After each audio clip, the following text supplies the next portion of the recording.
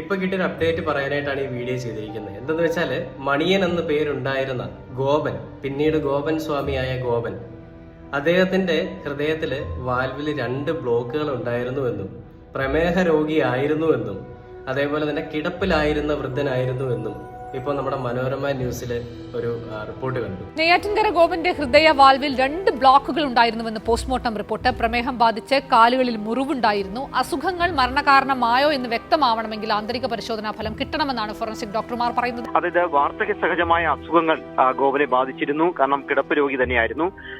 ഹൃദയ വാൽവിൽ 2 ബ്ലോക്കുകൾ ഉണ്ടായിരുന്നു. മാത്രമല്ല പ്രമേഹ രോഗിയായിരുന്നു. പ്രമേഹം ബാധിച്ച് കാലുകൾക്ക് മുറിവുണ്ടായിരുന്നു. അത് നല്ല ഇൻഫെക്ഷൻ ബാധിച്ച ഒരു അവസ്ഥയിലായിരുന്നു. അപ്പോൾ ഈ വാർദ്ധക്യ സഹജമായ അസുഖങ്ങളും ഹൃദ്രോഗവും മരണ കാരണമായോ എന്ന് വ്യക്തമാകാനായി ആന്തരിക അവയവങ്ങളുടെ പരിശോധനാ ഫലം എത്തണമെന്നാണ് പോലീസ് പറയുന്നത്. ഈ അവശ